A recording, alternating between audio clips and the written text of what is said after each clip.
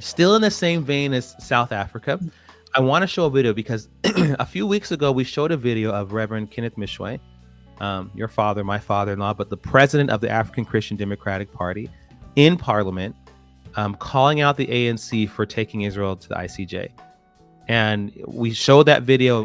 ANC, you have gone too far, and your judgment. As you conclude, honorable member. When the God of Abraham, Isaac, and Jacob said he will bless those who bless Israel and curse those who curse her, he was not joking, but he meant every word he said. You have invited the curse on yourself, and you are going to get it. And we talked to him. Remember, he said I had a few more things I wanted to say, but my time ran out.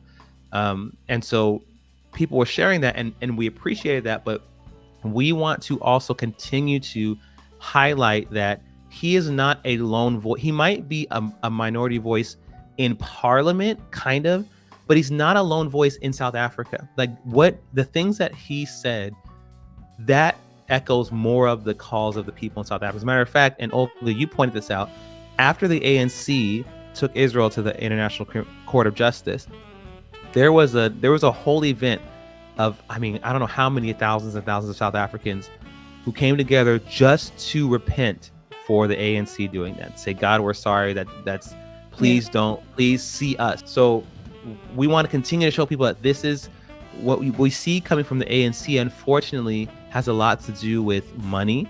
The ANC, unfortunately, being in bed with Hamas.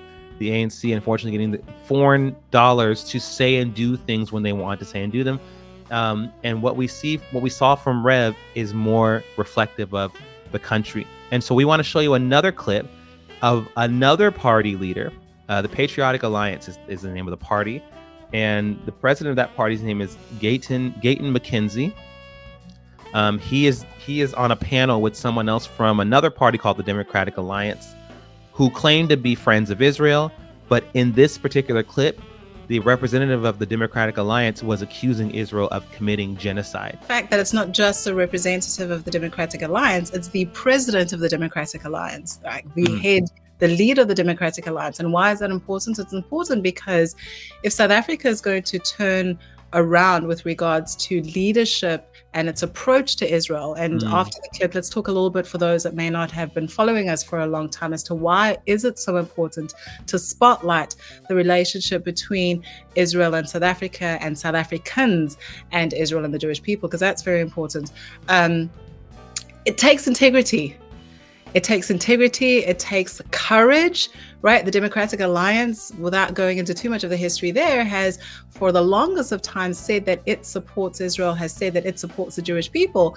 But if when you put under fire and you put under pressure, you're going to flip-flop in terms of your stance in relation to truth, then we need to start paying attention to who you really are. Are you really a friend? Because if you're a friend, you're a friend even through the tough times. So with that in mind, let's go ahead and play that clip, please.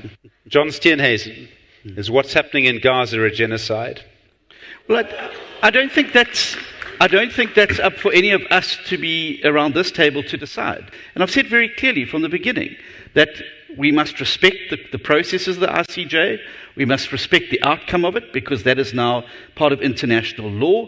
And as a party that supports international law, we will abide by whatever the outcome is. We need a ceasefire, we need parties to come to the table, and we need to work towards finding a lasting peace in there. Let's get humanitarian aid in there, but let's also start looking for mature leadership in Palestine and in Israel to come together like we did in South Africa and negotiate a way forward so that they can have a lasting peace in the region. Gayton McKenzie, do you want to see a free and sovereign Palestine? I think they lie when they say white men can't dance. John has been dancing around the question here. He's not been answering the question. No, let me answer the question. Number one, there's no genocide happening there. Number two, let me answer you. When children are starving, that's no, not let genocide. me answer you. Don't tell me how I should answer you. Number two, let me tell you something. If I'm the president of this country, and let's say Lesotho comes here and they take hostages and they take children, and I will bomb Lesotho, and if they want peace, they must return the children. Nothing tells you about peace.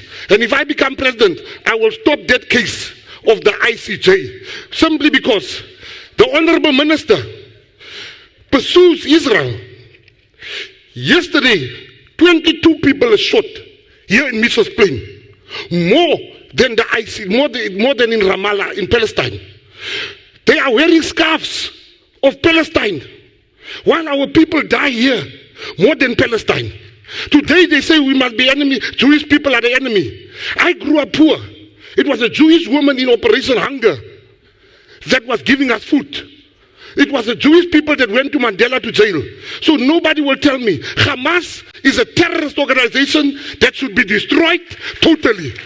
It's very interesting also that he highlights the fact that despite the very real deaths that are happening in South Africa on a daily basis, again, South Africa is a beautiful country and she's got her problems. Unfortunately, one of the problems that she has is a very high crime rate.